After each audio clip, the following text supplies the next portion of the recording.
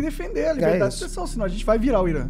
Se vocês começarem nesse aspecto, a pedalar pra trás, nesse negócio, tem que tancar, meu. E daí se insinuou que Jesus pudesse ser gay? Qual é o problema? Pois é. Ridicularizar não só pode, como deve. A gente não pode deixar nada ficar sagrado, porque o sagrado para você não é sagrado para mim. Jesus é apresentado como um homossexual. Veio todo descabelado. Uma falta de respeito total. Limitaram-se a divulgar uma nota em que dizem: o Porta dos Fundos valoriza a liberdade artística e faz humor através de sátiras sobre os mais diversos temas culturais e da nossa sociedade, e acredita que a liberdade de expressão é construção essencial para um país democrático.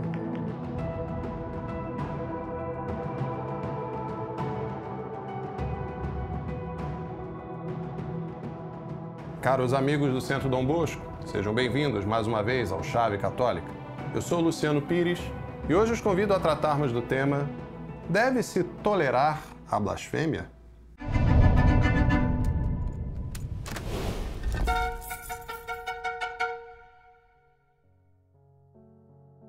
Em nosso último episódio, cujo link pode ser acessado aqui embaixo na descrição, juntamente com as referências deste vídeo, tratamos da submissão da esposa ao marido no casamento.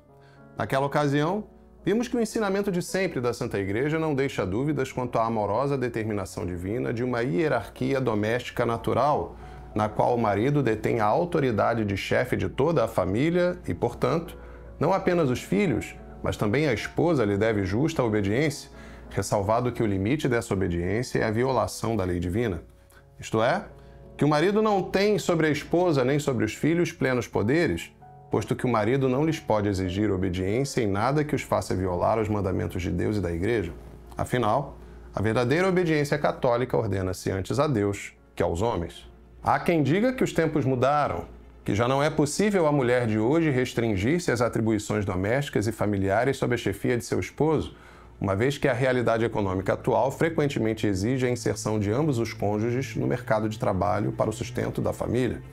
De fato, apesar de tal realidade econômica ser, ela mesma, consequência daquelas ações culturais revolucionárias contra o matrimônio católico e a família, é verdade que a conjuntura que atualmente enfrentamos impõe desafios, mas de modo algum modifica aquela ordem natural das coisas instituída por Deus. Assim o expressa o Papa Pio XI na encíclica Casti Connubii sobre o matrimônio cristão, de 1930, que citamos também em nosso episódio anterior.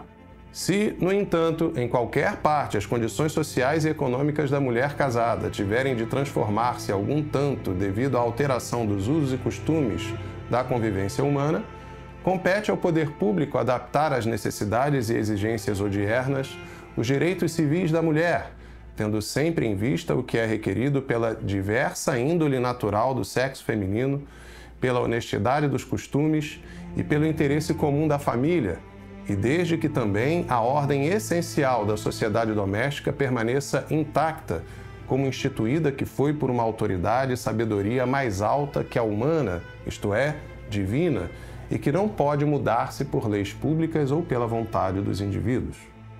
Notemos como o Santo Padre faz referência a uma autoridade e sabedoria mais alta que a humana, isto é, divina, para fundamentar o caráter central e imutável da sociedade doméstica, que é a família. Logo, aquela autoridade com que ao marido cabe governar sua família não emana dele próprio, mas de Deus, de modo que o seu exercício de poder sobre a esposa e os filhos será tanto mais autêntico e frutuoso, quanto mais o próprio marido exercitar-se pessoalmente nas virtudes cristãs e no verdadeiro culto a Deus. E sendo Deus a fonte de toda e qualquer autoridade exercida por quem quer que seja neste mundo, lançar-se contra a natureza hierárquica das relações humanas equivale a lançar-se, em última instância, contra a suma autoridade divina. Mais ainda, na medida em que os fatos cada vez mais demonstram a loucura, a aflição e a infelicidade modernas como consequências de nossa soberba insubordinação contra aquela mesma natureza hierárquica, somos forçados a concluir que resistir à autoridade divina significa, no fim das contas, sabotar a nossa própria liberdade. Nesse sentido, não há atitude mais explícita e frontal contra a autoridade e os direitos de Deus do que a blasfêmia. Violação do segundo mandamento da lei de Deus trata-se de uma falta tão grave que no Antigo Testamento era punida com a morte por apedrejamento. E mesmo até meio século atrás, Entre os países cultos, a blasfêmia ainda era considerada um delito, como nos relata o padre Antônio Roio Marim, notável teólogo dominicano, em sua obra Teologia Moral para Leigos, publicada pelo Centro Dom Bosco. Na mesma obra, o padre Roio Marim relata ainda, por exemplo, que o Papa São Pio V chegou a estabelecer que se podia perfurar a língua do blasfemo, que o Código de Direito Canônico anterior ao atual previa castigos segundo o prudente arbítrio do ordinário, e que em sua Espanha natal a blasfêmia constava no Código Penal como passível de detenção e pagamento de multa. Mesmo o atual Código de Direito Canônico de 1983 prevê o seguinte em seu cânon 1369: quem, em público espetáculo ou reunião, ou em escrito publicamente divulgado, ou usando por outro modo dos meios de comunicação social, profere blasfêmia ou ofende gravemente os bons costumes, ou, contra a religião ou a igreja, profere injúrias ou excita o ódio ou o desprezo, seja punido com justa pena.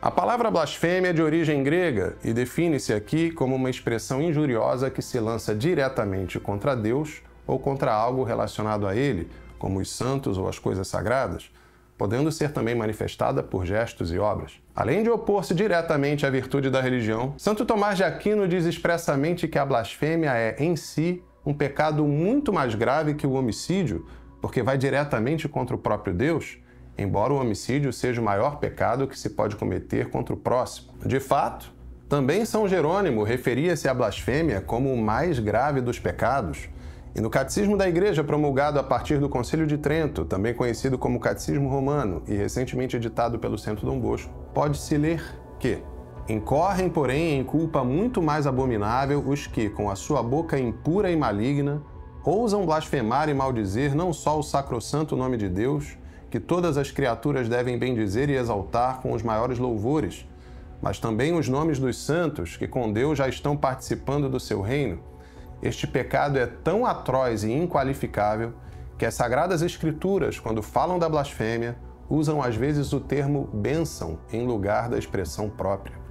Trata-se, portanto, de um pecado gravíssimo, podendo ser venial apenas por falta de advertência ou consentimento suficiente. E se cometido publicamente, ao pecado de blasfêmia associa-se também o pecado de escândalo, pelo qual se pode levar o próximo a pecar também. De fato, a blasfêmia pública é tão grave que uma eventual conivência das leis para com ela merece contra si a firmeza das palavras solenes do Papa Leão XIII na encíclica Sapientiae Christianae, de 1890. Sagrado é, pois, para cristãos o nome de autoridade pública, por verem nela, ainda quando reside em sujeito indigno, algum reflexo e semelhança da majestade divina. Justo e devido é para eles o respeito das leis, por simples dever de consciência. Mas também, se as leis do Estado se puserem em aberta contradição com a de Deus, se forem injuriosas para a Igreja ou contrárias aos deveres religiosos, então resistir é obrigação e obedecer seria um crime, e crime até contra a pátria, porque pecar contra a religião é fazer mal ao próprio Estado. Ridicularizar não só pode, como deve. A gente não pode deixar nada ficar sagrado, porque o sagrado para você não é sagrado para mim. Desde o século XIX, porém, a chamada liberdade de expressão é apresentada como um elemento central das democracias, como um caminho indispensável para que as sociedades se tornem verdadeiramente livres e prósperas. Paradoxalmente, o progressismo contemporâneo, filho daquele espírito liberal moderno e sua brutal revolução nos costumes, defende hoje que o Estado deve moderar o discurso público e, por exemplo, policiar a circulação de desinformação, as ditas fake news, bem como de opiniões alegadamente contrárias aos direitos fundamentais de grupos sociologicamente demarcados como minorias, embora mantenha-se absolutamente permissivo quanto às manifestações públicas de blasfêmia. Essa pretensão histórica de um ilegítimo controle seletivo da opinião pública expõe o caráter sorrateiramente tirânico da maçônica democracia liberal, contrária ao genuíno espírito cristão e à doutrina católica, porque é apoiada em falsos princípios como o de que todo poder emana do povo, quando, como vimos, todo poder emana de Deus, e o da laicidade de Estado. A esse respeito, Recomendamos o episódio Revelação versus Revolução, em que já tratamos mais detidamente sobre o posicionamento propriamente católico em face desse regime de governo, exaltado e defendido por revolucionários à esquerda e à direita. Vale notar que a Igreja Católica instituiu e atualizou por 4 séculos, de 1559 a 1966, o Index Librorum Prohibitorum, uma lista de livros e autores condenados pela Santa Sé por atentarem contra a doutrina católica, favorecendo ou promovendo abertamente a corrupção dos fiéis e a perda da fé. Era, portanto, um dispositivo de censura. Assim como cabe à mãe de família, virtuosa e amorosa, a grave responsabilidade de educar os filhos no discernimento entre o bem e o mal, o certo e o errado, o verdadeiro e o falso, ainda que por imposição de obediência. Assim também a Igreja, mãe e mestra da humanidade, detentora do depósito integral da fé revelada pelo próprio Deus, deve zelar para que seus filhos não se deixem contaminar pelos erros que lhes corrompam a imaginação, relaxem as más inclinações, obscureçam a alma e, por fim, que os desviem do caminho da salvação. Qual seria, portanto, a voz de sempre da Mãe Igreja sobre a noção liberal de liberdade de expressão? Conforme já tratado em nosso episódio anterior sobre o tema, muito antes do já mencionado Index, Santo Agostinho, padre e doutor da Igreja, perguntava-se em sua Epístola 166, que morte pior haverá para a alma que a liberdade do erro? E em 1832, na encíclica Mirari Vos, o Papa Gregório XVI ensinava solenemente: devemos tratar também neste lugar da liberdade de imprensa, nunca condenada suficientemente, se por ela se entende o direito de trazer-se à baila toda espécie de escritos, liberdade que é por muitos desejada e promovida. Horroriza-nos, veneráveis irmãos, considerar que doutrinas monstruosas nos assediam, disseminando-se por toda parte em inumeráveis livros, folhetos e artigos que, se insignificantes pela sua extensão, não o são certamente pela malícia que encerram, e de todos eles provém a maldição que com profundo pesar vemos espalhar-se pela terra.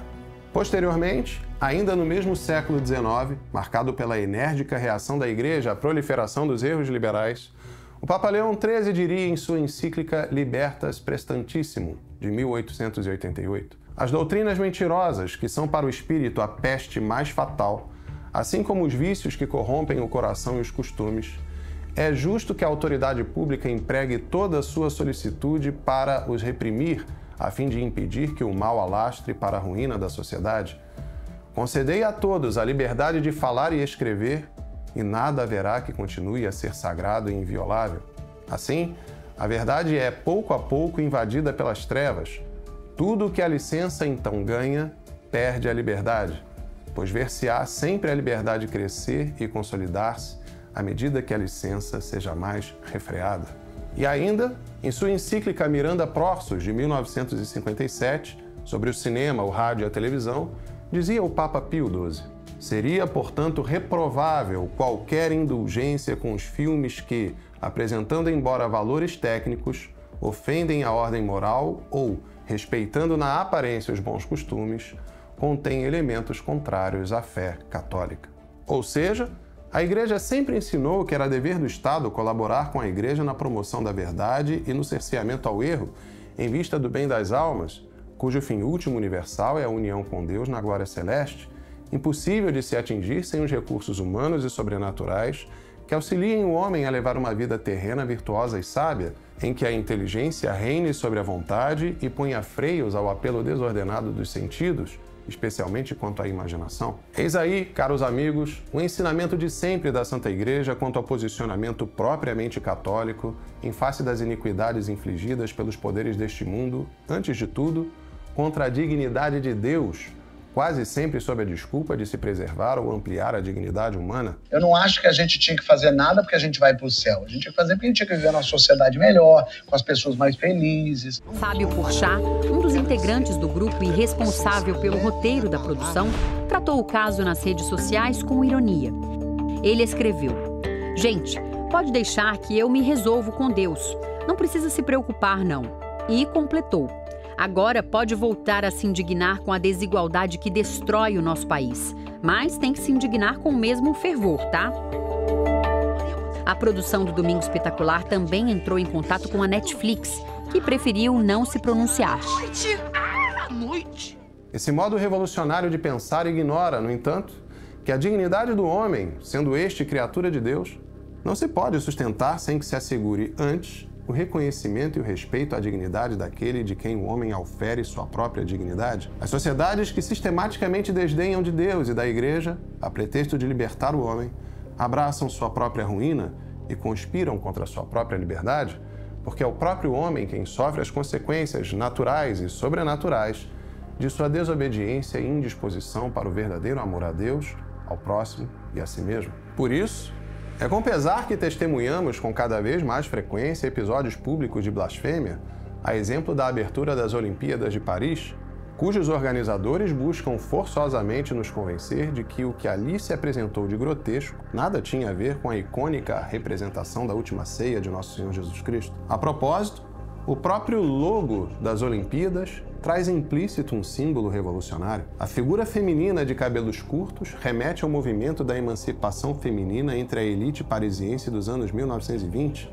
uma forma de rebelião à autoridade divina, com a qual a blasfema abertura do evento guarda plena continuidade histórica. Antes disso, porém, em 2017, o Centro Dom Bosco já havia resolvido sair em defesa do Santo Nome de Deus e da Santa Igreja, no caso, contra o grupo humorístico Porta dos Fundos, por conta das reiteradas blasfêmias que vinham caracterizando suas produções artísticas. Desde então, abrimos 5 processos judiciais, com efeitos públicos positivos, como a revisão da parceria entre o referido grupo e a plataforma de streaming Netflix, que deixou de receber o famigerado especial de Natal do grupo, e a diminuição de suas incursões anticristãs.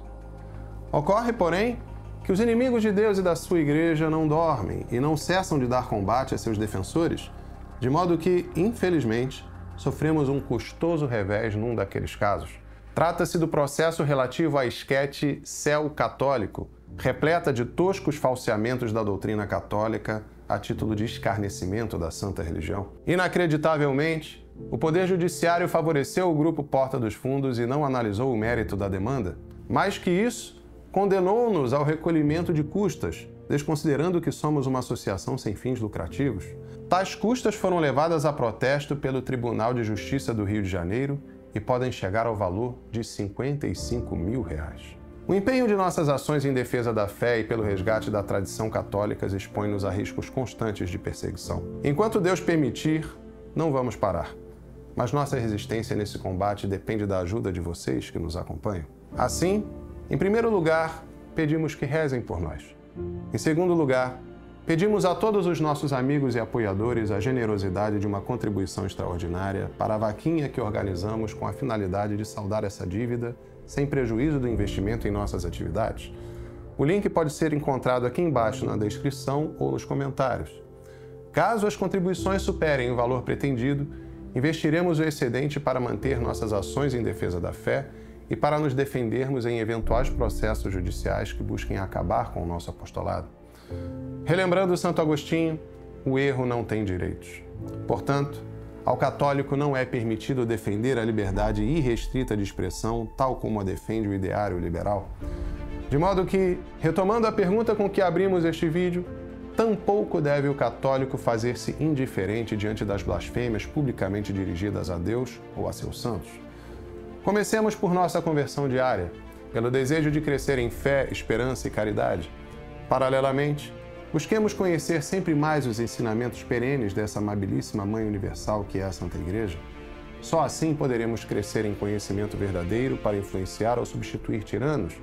Só assim combateremos pela verdadeira liberdade, que é a dos filhos de Deus, com o prêmio inefável de unir nossos padecimentos ao de Cristo e, com Ele, e por intercessão da Rainha dos Exércitos, que é Nossa Senhora, oferecê-los a Deus Pai, que está no céu, para a maior glória de seu santo nome. Gostou deste vídeo? Então curta, comente e compartilhe. Peço também que reze por nós. E se deseja contribuir para mais iniciativas como esta, acesse membros.centrodombosco.org e torne-se você também um membro patrocinador com qualquer valor mensal. Que Deus recompense imensamente a sua generosidade. Viva Cristo Rei!